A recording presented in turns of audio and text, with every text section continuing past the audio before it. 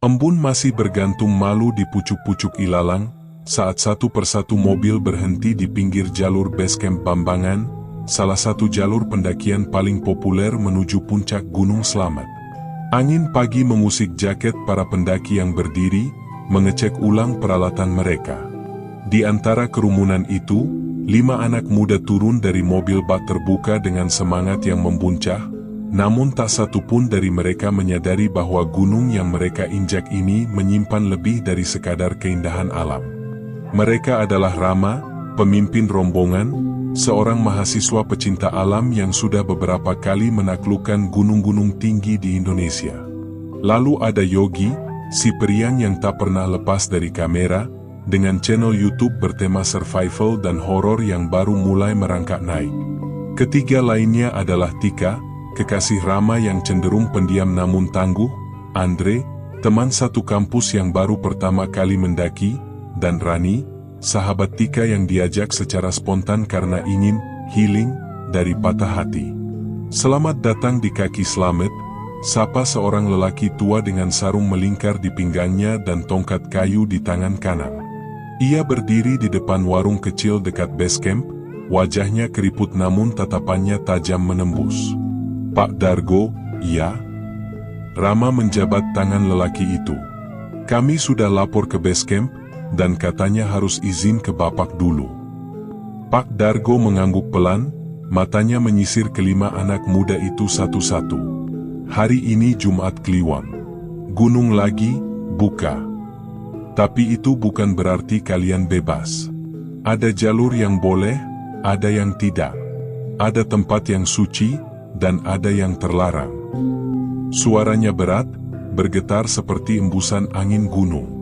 Yogi tertawa kecil, merekam sambil berkata, "Wah, cocok banget nih buat konten horor. Pak, boleh dong cerita dikit, yang serem-serem gitu?" Pak Dargo menatapnya tajam. Gunung bukan bahan konten. Kalau niatmu main-main, Slamet bisa membuatmu tak pulang. Sejenak suasana hening. Tika menggenggam tangan Rama, merasa udara tiba-tiba lebih dingin dari sebelumnya. Namun, seperti kebanyakan anak muda yang berani tapi tak banyak tahu, mereka mengabaikan firasat dan peringatan itu. Setelah ritual kecil dengan menaburkan bunga dan membakar kemenyan yang disiapkan oleh Pak Dargo, mereka memulai pendakian. Jalur awalnya ramah. Pepohonan pinus dan cemara berdiri rapat, membentuk lorong alami yang memesona. Canda tawa masih terdengar, apalagi dari Yogi yang tak henti merekam setiap sudut. Ini dia, konten, 5 hal paling aneh yang bisa terjadi di Gunung Slamet. Tapi semoga kita semua balik, ya, ujarnya sambil tertawa sendiri. Di pos pertama, mereka istirahat sejenak. Andre sudah mulai terlihat lelah, tapi menolak menyerah. Rani sibuk membenahi sepatunya yang sedikit kekecilan. Rama, sementara itu, memeriksa peta jalur dan memberi semangat. Kalau cuaca bagus, malam ini kita bisa ngecamp di pos 5 atau 6. Besok pagi summit, lalu langsung turun. Cepet amat, keluh Andre. Gak bisa 2 malam aja? Yang slow trekking gitu? Kita dikejar waktu, Dre, jawab Rama. Minggu sore kita harus udah balik ke Semarang.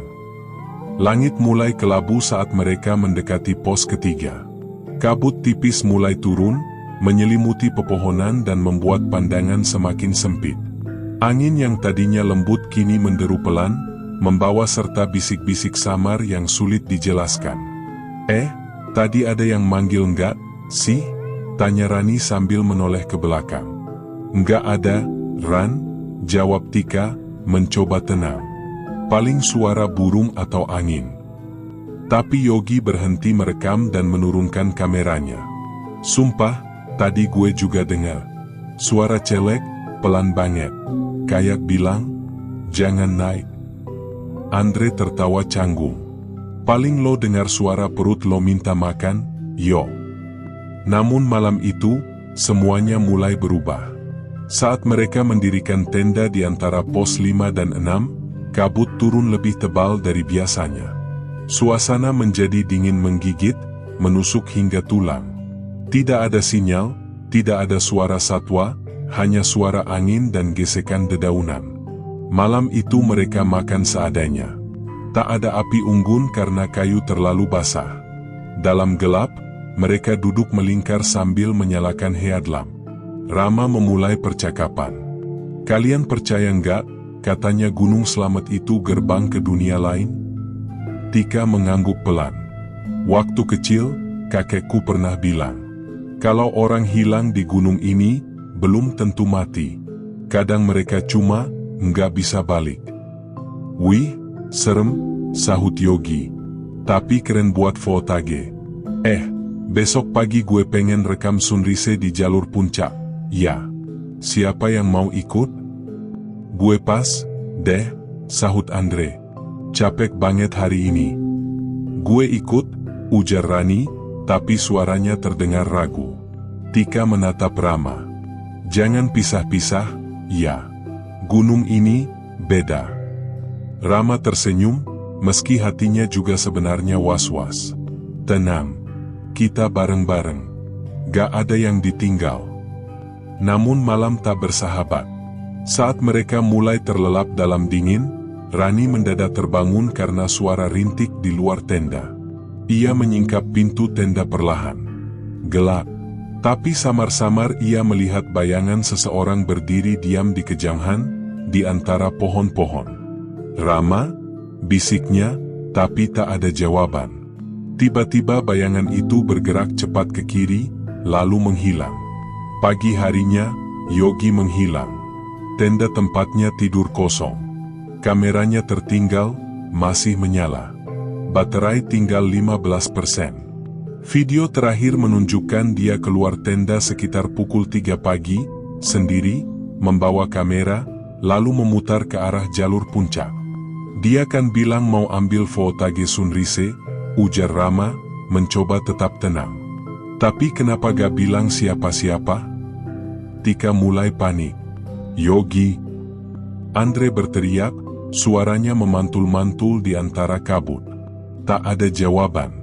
Mereka memutuskan mencari ke arah jalur puncak, sambil membawa perlengkapan ringan. Sepanjang perjalanan, mereka memanggil-manggil nama Yogi, tapi yang mereka temukan hanya sebuah syal merah yang biasa dikenakan Yogi, tersangkut di dahan pohon kecil yang menghitam, seperti hangus terbakar. Dan di bawahnya, tanah seperti hangus, berbentuk lingkaran besar. Tika menangis. Rani gemetar. Andre merogoh saku dan mengeluarkan ponselnya, masih tanpa sinyal. "Gue bilang juga apa? Kita gak seharusnya naik waktu hari ganjil," gumam Andre. "Yogi itu orang paling kuat di antara kita. Gak mungkin dia nyasar sejauh itu. Kecuali dia dijemput," ujar Tika lirih. Rama menatap ke atas, ke jalur puncak yang tampak makin gelap dan dikelilingi awan tebal. Gunung Slamet tidak sedang baik-baik saja. Dan mereka semua mulai sadar, mereka bukan satu-satunya yang ada di sana. Kaki-kaki mereka menjejak tanah basah dan berlumut di lereng Gunung Slamet yang mulai diselimuti kabut lebih tebal dari biasanya. Suara ranting patah, dedaunan yang seperti digesek dari segala arah, serta sesekali bisikan samar membuat mereka merapat satu sama lain. Hanya ada satu tujuan saat itu, menemukan Yogi dan turun secepatnya. "Ini bukan lagi tentang Samit," ujar Rama lirih sambil terus menatap ke jalur di depan. "Ini soal pulang dengan selamat." Pagi itu, mereka naik sedikit ke arah pos 7, berharap Yogi tersasar ke sana. Namun, semakin mereka menanjak, semakin terasa hal-hal yang tak masuk akal. Kalian dengar nggak?" tanya Andre tiba-tiba. Ia berhenti melangkah, wajahnya pucat pasi. "Dengar apa?" sahut Rani, napasnya sudah ngos-ngosan karena panik dan dingin. "Suara langkah di belakang kita." Rama menoleh cepat. Jalur di belakang mereka kosong. Tapi benar, suara langkah tetap terdengar. Seperti seseorang berjalan menginjak daun-daun kering, tapi tak pernah terlihat wujudnya. "Gue juga dengar dari tadi," ujar Tika, suaranya nyaris bergetar. "Bahkan tadi malam, waktu aku keluar tenda sebentar. Kayak ada yang ngintip dari balik semak-semak." Mungkin itu Yogi. Rani langsung berbalik. Yogi. Namun belum habis teriakan Rani, kabut mendadak berputar, seolah tertiup dari segala arah. Pepohonan bergoyang meski tak ada angin. Daun-daun beterbangan. Aroma menyengat seperti daging busuk menyeruau. Andre mual dan mundur beberapa langkah, nyaris terjatuh. Duduk, jangan panik, seru Rama. Lalu, suara tawa kecil terdengar. Pelan, menyelinap di sela bisikan angin. Bukan tawa dari Yogi. Tertawanya lirih, perempuan. Seperti tawa anak kecil, namun mengandung kesedihan yang aneh. Rani membeku di tempat, matanya menatap kosong ke arah pohon besar berlumut di kiri jalur. Rani, kenapa? Tanya Tika. Rani menunjuk diam-diam. Itu Yogi. Namun yang mereka lihat justru sesosok tubuh berdiri di balik pohon, membelakangi mereka. Tingginya mirip Yogi, tapi pakaiannya robek dan penuh tanah. Bahunya naik turun seperti sedang menangis. Yo? Rama maju pelan. Lo kenapa? Sosok itu berbalik, dan bukan Yogi. Wajahnya datar, matanya putih seluruhnya, mulutnya robek sampai ke pipi kanan. Ia menatap mereka satu-satu lalu, lenyap.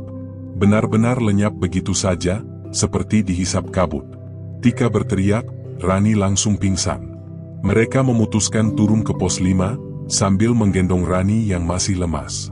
Namun jalur yang mereka lalui tiba-tiba berubah. Batu-batu besar yang sebelumnya mereka tandai tidak lagi ada. Pohon-pohon tampak seperti berputar. Lama-lama mereka tersesat di jalur yang seharusnya mereka hafal. Ini, jalurnya beda, gumam Andre. Tadi gak ada pohon ara besar itu. Lo yakin? Tanya Rama. Yakin? Gue inget banget, pohon yang belok ke kiri itu ada bekas coretan, selamat 2016, sekarang hilang. Rama mengambil kompas. Arah utara, selatan, semuanya terasa bergeser. Jarum kompas berputar cepat tanpa arah pasti. Kompasnya rusak, katanya lirih. Ini bukan rusak. Ini di luar logika, gumam Tika, yang kini matanya mulai basah. Ia tahu, ini bukan semata karena tersesat. Ini adalah kesesatan yang disengaja. Setelah 2 jam berjalan, mereka menemukan semacam pondok kayu tua di tengah jalur. Bangunannya reot, beratap seng karatan dan berdinding papan yang sudah lapuk. Anehnya, di balik kengerian itu, pondok itu memberi secercah harapan bagi mereka untuk berteduh. Bisa kita tunggu kabut reda di sini. Mungkin ada penanda lokasi, ujar Rama. Namun saat mereka masuk, bau amis langsung menyambut. Di dalam pondok terdapat bangku panjang kayu dan rak kosong berdebu. Di salah satu sudut, ada bingkai foto tua yang nyaris tak terbaca. Tapi saat Rani sadar kembali, ia menunjuk ke bingkai itu dan berkata pelan. Itu Yogi. Mereka mendekat. Bingkai foto itu sudah pudar, tapi memang ada foto laki-laki yang sangat mirip Yogi, mengenakan pakaian pendakian gaya lama. Namun di bawah fotonya tertulis, dalam kenangan, Ardianto Yoga, hilang di pos 7, tahun 1993. Apa? Andre mundur, matanya melebar. Itu gak mungkin. Nama lengkap Yogi tuh Ardianto Yoga. Sama persis. Dia, mungkin bukan yang pertama, gumam Tika. Tiba-tiba, dari arah luar pondok, terdengar langkah tergesa-gesa. Ceklek. Suara daun pintu berderi terbuka, namun tak ada siapa-siapa. Tapi suara itu berulang. Langkah mendekat. Lebih banyak. Langkah kaki kecil. Kemudian terdengar suara anak kecil menyanyi dari luar. Not musik, naik-naik ke puncak gunung, tinggi, tinggi sekali, not musik. Mereka langsung menutup pintu pondok dan mengganjalnya dengan meja. Tika memeluk Rani yang kembali histeris. Andre merapat ke dinding, bibirnya komat kamit membaca doa. Namun, suara nyanyian itu berubah. Melambat, lalu menjadi seperti bisikan dari banyak mulut. Not musik, dari atas puncak gunung, kelihatan, rumahku, not musik. Not musik, tapi rumahku tak ingin kutuju, not musik. Not musik, karena aku sudah mati, not musik. Lalu hening. Sunyi. Hingga suara langkah kecil itu berhenti tepat di luar pintu. Cetak. Sesuatu menghantam pintu dari luar. Sekali, dua kali, lalu berhenti. Mereka tak berani membuka. Tiba-tiba Andre berteriak, "Jangan lihat ke jendela. Jangan lihat." Terlambat. Tika sudah menoleh. Sepasang mata merah menatapnya dari balik kaca. Dan dalam sekejap, Tika pingsan. Keesokan harinya, mereka terbangun masih di pondok. Namun anehnya, pondok itu sudah tak berdinding. Hanya fondasi batu dan puing-puing lapuk. Tak ada atap. Tak ada foto. Seolah pondok yang mereka masuki malam tadi hanyalah ilusi. "Tempat ini mempermainkan kita," ujar Rama dengan suara serak. Tika bangun perlahan, wajahnya pucat. "Aku lihat Yogi." Mereka semua terdiam. "Aku lihat dia di luar pondok." Wajahnya sedih. Tapi dia gak bisa bicara. Cuma menatapku dan menunjuk ke arah selatan. Andre membuka peta. Kalau arah selatan, itu arah turun. Tapi kita gak tahu lagi mana selatan. Tika menutup matanya. "Aku hafal jalannya. Aku bisa rasain." "Lo yakin?" tanya Rama. Tika mengangguk. "Aku merasa seperti dituntun. Entah itu Yogi atau yang lain." Dan dengan satu-satunya harapan yang tersisa, mereka memutuskan mengikuti naluri Tika. Mereka berjalan menuruni jalur yang tampak asing tapi perlahan mulai terasa familiar. Kabut perlahan menipis. Langit menjadi sedikit lebih terang. Rani mulai tenang. Bahkan Andre, yang tadi panik, kini terlihat lebih fokus. Namun saat mereka sampai di turunan curam dengan akar besar melintang, Rama berhenti mendadak. Di depannya, ada tas kamera Yogi, masih utuh, sedikit basah. Ia membukanya. Di dalamnya, sebuah buku catatan kecil basah dan lusuh. Di halaman terakhir tertulis tangan Yogi. "Aku gak sendirian di sini. Mereka banyak. Mereka ingin aku tinggal. Tapi aku rindu rumah. Aku rindu kalian. Kalau kalian baca ini, jangan terus ke puncak. Pulanglah. Jangan seperti aku." Rama menutup buku itu, dan untuk pertama kalinya, ia menangis. Yogi mungkin tidak akan ditemukan. Namun mereka harus pulang. Mereka melanjutkan perjalanan dengan langkah tertatih. 3 jam kemudian, mereka melihat pos 2. Beberapa pendaki lain sedang istirahat di sana. Bang, tolong," seru Andre. Mereka disambut dan diberi air. Wajah mereka lusuh, pakaian sobek, dan mata sayu. Seorang pendaki bertanya, "Kalian dari atas?" Rama mengangguk lemah. "Kami kehilangan teman." Pendaki itu menatap mereka serius. "Hari ini belum ada yang naik. Jalur ini ditutup sejak kemarin karena cuaca ekstrim." "Tapi kami daftar 2 hari lalu, lewat basecamp resmi," jawab Andre. Pendaki itu menggeleng. "Basecamp baru buka hari ini. Kemarin-kemarin ditutup karena ada yang hilang minggu lalu.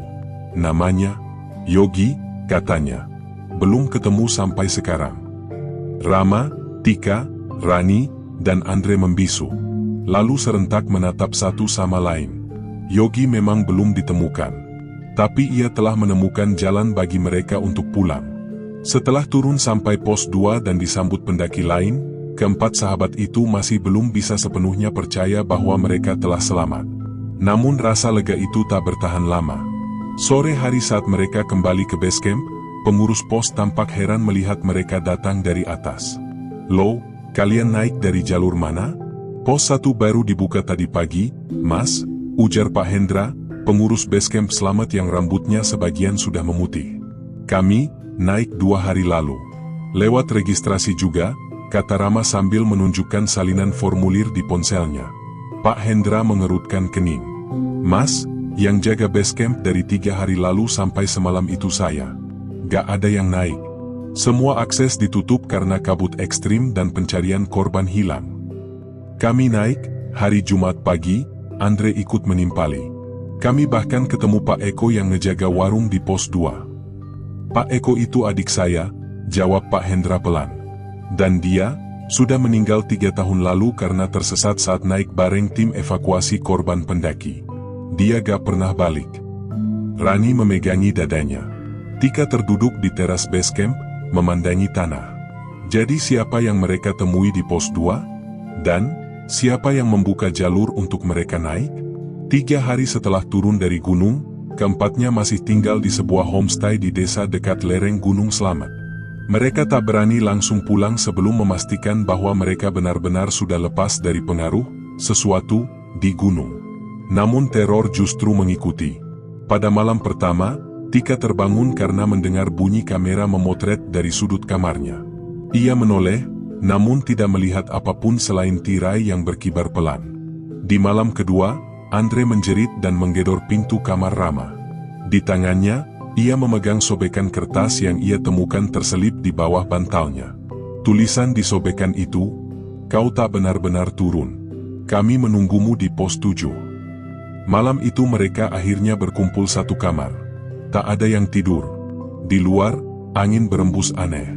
Jam dinding di kamar tiba-tiba berhenti tepat pukul 3. "Ini gak selesai, Ram," ujar Tika dengan suara serak. "Yogi belum selesai. Kita belum benar-benar selamat." Rama menggenggam buku catatan Yogi yang berhasil ia bawa turun. Lembaran itu terasa seperti menyimpan lebih dari sekadar tulisan. Ia membuka lembar terakhir, dan melihat ada tambahan tulisan, padahal saat pertama kali dibaca tidak ada. "Jangan pulang. Kalian harus kembali. Ada yang harus dibawa turun." "Ini bukan tulisan Yogi," bisik Rani pelan. "Tulisannya beda. Lebih kasar, dan kaku. Kayak ditulis paksa." Mereka semua saling pandang. "Berarti kita harus kembali ke atas?" tanya Andre gemetar. "Apa kita gila?" sahut Tika. "Baru aja kita lolos." "Tapi kalau tidak, Yogi gak akan pernah tenang," ujar Rama. "Dan mungkin, kita juga gak akan tenang." Mereka pun sepakat. Besok subuh, mereka akan kembali naik. Bukan untuk menaklukkan Slamet, tapi untuk membebaskan Yogi, dan mungkin, membebaskan diri mereka sendiri. Pukul 4 pagi, mereka mulai pendakian dengan berbekal alat lengkap dan izin resmi. Seorang relawan bernama Pak Arwan bersedia mendampingi, setelah mendengar cerita mereka. Namun sejak melewati pos 3, Pak Arwan mulai terlihat aneh. Ia sering melamun, kadang berjalan terlalu cepat, lalu terlalu lambat. Kadang menggumam sendiri. "Pak, Bapak gak apa-apa?" tanya Tika. Pak Arwan hanya tersenyum kecil. "Saya pernah kehilangan anak saya di sini, Mbak. Namanya Dimas. Dia juga mendaki, tapi gak pernah pulang." Rama mengernyit. "Pak, Dimas Ardianto?" Pak Arwan terdiam. "Kamu tahu dari mana?" Rama membuka catatan Yogi, dan memperlihatkan halaman ketiga, yang mencantumkan nama-nama korban pendaki hilang di pos 67. Salah satunya, Dimas Ardianto, hilang tahun 2003. Wajah Pak Arwan memucat. Ia duduk di atas batu. Berarti benar, ada yang nulis ulang catatan di situ. Dimas gak bisa pulang karena tubuhnya belum ditemukan. Dia tersesat, dan ditahan makhluk-makhluk di antara dua dunia. "Seperti Yogi," bisik Rani. Pak Arwan menatap mereka. "Kalau kalian niat nyelamatin teman kalian, jangan hanya cari tubuhnya. Kalian harus bebaskan jiwanya." Perjalanan menuju pos 6 terasa berbeda. Angin seperti membawa suara-suara. Tak hanya Yogi, tapi juga suara lain. Kadang tangisan, kadang jeritan tertahan. Kadang suara tawa kecil yang sudah sangat familiar bagi mereka. Sesampainya di dekat batu besar yang mereka kenali sebagai tempat terakhir mereka melihat Yogi, mereka berhenti. "Aku merasa dia di sini," kata Tika sambil memejamkan mata. Lalu, mereka mencium bau. Bukan busuk, tapi bau bunga melati bercampur dupa. "Melati?" tanya Andre bingung. Pak Arwan menatap ke sekeliling. "Bukan melati biasa. Itu bunga untuk pemanggilan roh." Langit mulai mendung. Petir terdengar di kejauhan. Dan lalu, mereka melihatnya. Sosok Yogi berdiri di bawah pohon pinus, menatap mereka dengan mata kosong. Tapi berbeda dengan penampakan sebelumnya, kini tubuhnya tampak membusuk. Bajunya penuh darah kering. Di dadanya, terlihat luka lebar seperti bekas cakaran besar. Tika menangis. "Yogi?" Namun Yogi tak menjawab. Ia hanya mengangkat tangannya, menunjuk ke arah semak di sebelah kiri jalur. Rama maju perlahan, jantungnya berpacu cepat. Ia menyibak semak itu, dan menemukan kerangka tubuh lengkap dengan tas dan jaket merah Yogi. Rani langsung lemas. Andre berlutut dan menangis. Pak Arwan maju. Ia membaca doa dengan lantang, lalu meminta tanah dikumpulkan di sekitar jasad Yogi. Namun ketika mereka hendak membungkus kerangka itu, langit mendadak gelap. Kabut turun dari segala arah. Dan suara itu kembali terdengar. Tawa. Tapi bukan satu orang. Banyak. Mereka melihat sosok-sosok tinggi besar bermata merah muncul di antara kabut. Tangannya panjang seperti akar pohon. Tubuhnya hitam, dan wajahnya mirip manusia tapi rusak, mata terbalik, gigi mencuat keluar. Mereka mengepung perlahan. Mereka gak mau Yogi dibawa pulang, teriak Pak Arwan. Rama menggenggam tangan Tika. Kita harus selesaikan ritualnya. Dengan sisa keberanian, Rani membaca surat Yasin, sementara Andre dan Rama menyiram air bunga ke jasad Yogi. Tika menabur tanah. Sosok-sosok itu meraung keras. Salah satunya mendekat, nyaris menyentuh Tika, namun tiba-tiba terhenti. Sosok Yogi berdiri menghalangi mereka. Yogi menatap ke belakang, ke arah Tika, lalu tersenyum. Senyum terakhir, sebelum tubuhnya dan sosok-sosok mengerikan itu menghilang bersamaan dengan kabut yang perlahan menguap. Langit kembali terang. Hening. Mereka menangis di atas jasad Yogi. Tapi kini, wajah Yogi tak lagi tampak menderita. Ia bebas. 2 minggu kemudian, mereka kembali ke Jakarta. Jasad Yogi berhasil dievakuasi resmi oleh tim SAR setelah mereka menunjukkan lokasinya. Di pemakaman Yogi, keempat sahabat itu berdiri bersama keluarga Yogi. Tak satu pun dari mereka bercerita tentang apa yang sebenarnya terjadi. Tapi malam itu, saat Tika berdiri sendirian di depan pusara Yogi, ia merasa angin berembus pelan, sejuk. Dan di antara daun-daun yang jatuh dari pohon dekat makam, ia melihat secarik kertas kecil terselip di bunga tabur. Dengan tangan gemetar, ia memungutnya. Di sana tertulis, "Terima kasih. Aku pulang." Tika menangis. Dan untuk pertama kalinya sejak mereka turun dari Gunung Slamet, mereka semua benar-benar merasa pulang. 2 bulan telah berlalu sejak peristiwa di Gunung Slamet. Bagi sebagian orang, waktu itu cukup untuk melupakan mimpi buruk. Tapi bagi Rama, Tika, Andre, dan Rani, semua terasa seperti baru kemarin. Bahkan sekarang, saat mereka duduk berempat di sebuah kafe kecil di Jakarta Selatan, memandangi hujan sore yang turun perlahan, keheningan di antara mereka masih terasa berat. Tak ada lagi obrolan random tentang jalur pendakian. Tak ada lagi tawa keras saat membicarakan kesialan Yogi yang sering nyasar. Kini, Yogi hanya hidup dalam cerita dan kenangan. Aku masih suka dengar suara kamera motret tiap malam, bisik Tika sambil menatap cangkir kopinya yang mengepul. Andre menoleh pelan. Aku juga. Kadang pas buka handphone, ada satu foto baru, padahal aku yakin gak pernah motret. Kita pernah tersesat di tempat yang gak masuk akal, ujar Rani lirih. Dan bagian dari kita mungkin, gak pernah sepenuhnya kembali. Rama mengangguk pelan. Tapi ia tidak bicara. Ia membuka tas kecilnya, dan mengeluarkan buku catatan lusuh milik Yogi. Meski bagian isinya sudah ia salin ke file digital, ia tetap membawa buku itu kemanapun ia pergi. Sejak kejadian itu, Rama mulai aktif menulis. Bukan sekadar kisah pendakian, tapi juga refleksi spiritual, budaya lokal, dan kepercayaan antara manusia dan alam. Tulisan-tulisan itu perlahan mulai dikenal di forum pendaki nasional. Beberapa bahkan diangkat ke media daring. Namun satu tulisan belum pernah ia publikasikan, kisah mereka berlima di Gunung Slamet. Aku gak tahu, kalau cerita ini dibagikan, bakal dianggap apa, ucap Rama akhirnya. Mungkin banyak yang anggap kita halu, atau cuma bikin sensasi. Bukan soal percaya atau tidak, potong Tika. Tapi soal Yogi. Kalau memang dia ingin dikenang, bukan dilupakan, ya, mungkin kita memang harus cerita. Rani mengangguk. Yogi gak hilang sia-sia. Dia ninggalin pesan, dan kita bisa teruskan itu. Andre menatap mereka satu persatu. Tapi jangan hanya cerita horor. Ceritakan juga tentang semangatnya. Tentang bagaimana dia gak pernah menyerah, bahkan saat paling tersesat. Rama tersenyum. Setuju. Beberapa minggu kemudian, Artikel berjudul, "Yang Hilang di Antara Kabut Slamet", diunggah di blog pribadi Rama. Artikel itu viral. Banyak yang membacanya, dan sebagian besar percaya, bukan karena kisah supranaturalnya, tapi karena kejujuran dan kedalaman ceritanya. Tak sedikit pendaki yang mengaku pernah mengalami hal serupa di jalur pendakian Gunung Slamet, terutama di antara pos 5 hingga 7. Ada yang merasa ditemani sosok asing, ada yang mendengar bisikan dalam kabut, dan ada pula yang mengaku sempat berpapasan dengan seseorang yang setelah dicari-cari ternyata sudah meninggal beberapa tahun sebelumnya. Rama mendapat banyak pesan masuk.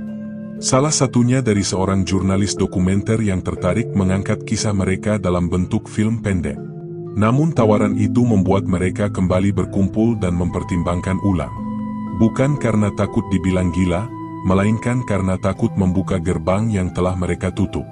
"Aku gak yakin ini bijak," ujar Tika di pertemuan mereka selanjutnya. "Gak semua cerita harus disiarkan ke seluruh dunia. Ada yang cukup untuk diketahui hati sendiri." Rani menimpali, "Tapi kalau cerita ini bisa bantu para pendaki untuk lebih hati-hati, lebih menghargai alam, dan sadar bahwa gunung bukan cuma tempat wisata, mungkin ini layak disampaikan." Rama memandang mereka lama. "Kalaupun ini dijadikan film, kita pastikan tujuannya bukan horor, tapi pengingat. Tentang persahabatan, kehilangan, dan tanggung jawab manusia terhadap alam." Akhirnya mereka sepakat. Proyek dokumenter itu berjalan dengan arahan langsung dari keempatnya. Mereka berperan sebagai narator dalam film tersebut, tanpa wajah, hanya suara. Judul filmnya, "Dalam Dekapan Slamet". Di sisi lain, hubungan mereka sebagai sahabat berubah. Mereka tak lagi sesering dulu bertemu, tapi ikatan mereka jauh lebih dalam. Tika memutuskan berhenti dari pekerjaannya sebagai staf marketing, dan mengambil studi antropologi spiritual. Ia ingin memahami hubungan manusia dengan dimensi lain, sebuah pencarian yang awalnya karena rasa takut, kini menjadi dorongan ingin tahu. Andre, yang sempat kehilangan arah setelah tragedi itu, kini aktif sebagai relawan pendakian. Ia bergabung dengan tim evakuasi dan pencarian pendaki hilang. Ia mengatakan, "Kalau bukan kita yang pernah tahu bagaimana rasanya dicari, siapa lagi yang layak jadi pencari?" Rani menjadi kontributor tetap di sebuah majalah alam dan budaya. Tulisannya fokus pada cerita-cerita lokal di sekitar gunung-gunung Indonesia. Salah satu artikelnya yang paling banyak dibaca adalah tentang sosok misterius, penjaga jalur, yang disebut banyak pendaki muncul di Gunung Slamet. "Rama, ia masih menulis. Tapi kini, bukunya akan diterbitkan. Judulnya sederhana, Yogi." Pada malam peluncuran buku itu, hanya ada satu tempat kosong di barisan depan. Sebuah kursi yang sengaja mereka sisakan, dengan jaket merah yang dilipat rapi dan diletakkan di atasnya. Jaket itu milik Yogi, yang mereka bawa turun dari Slamet. Beberapa tamu bertanya, "Kursi siapa itu?" Mereka hanya tersenyum. Teman lama yang tak sempat hadir. Usai acara, keempat sahabat itu berkumpul di balkon kecil gedung acara, memandangi langit malam. Kota gemerlap di bawah, tapi mata mereka seolah menatap ke utara, ke arah Gunung Slamet yang megah dan misterius. "Aku kadang masih mimpi," ujar Rani pelan. Yogi berdiri di pos 7, dadanya bolong, tapi dia tersenyum. Lalu bilang, "Kalian sudah menepati janji. Kini giliran kalian melanjutkan hidup." Andre menoleh. "Kamu juga?" Tika mengangguk. "Aku juga mimpi itu. Sama persis." Rama menatap mereka. Lalu pelan-pelan mengeluarkan surat dari saku jaketnya. Surat itu tanpa nama pengirim. Hanya berisi satu kalimat.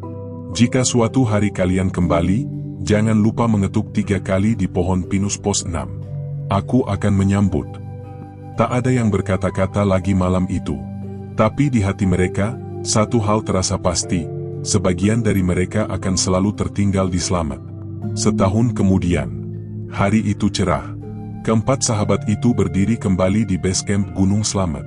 Kali ini bukan untuk mendaki, tapi untuk memberikan penghormatan. Mereka membawa sebuah batu kecil berbentuk aneh, batu yang ditemukan dekat jasad Yogi. Mereka meminta izin kepada pengurus pos untuk meletakkannya di tugu memorial pendaki yang hilang. Di batu itu, tertulis ukiran, Yang hilang tak selalu pergi. Kadang ia hanya menunggu waktu untuk dikenang. Yogi. Mereka berdiri diam di hadapan tugu itu, lalu mengetuk 3 kali pada papan kayu kecil di dekatnya. Tak ada suara, tapi hati mereka hangat. Seperti ada tangan yang menepuk pelan bahu mereka. Seperti ada senyum yang tak terlihat tapi terasa sangat dekat. Gunung Slamet berdiri megah seperti biasa. Kabut turun perlahan, menyelimuti hutan dan jalur-jalur yang pernah mereka lewati. Tapi kali ini, tak ada lagi rasa takut. Yang tersisa hanya rasa syukur, karena mereka pernah tersesat, dan menemukan jalan pulang, meski bukan dalam arti yang mereka pahami sebelumnya. Mereka sadar kini, kadang, yang hilang justru membawa kita menemukan makna hidup. Dan Gunung Slamet, dengan segala rahasianya, tak lagi sekadar tempat.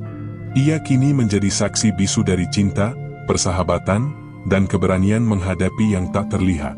Terima kasih sudah mendengarkan cerita ini, semoga kita dapat mengambil pelajaran di dalamnya.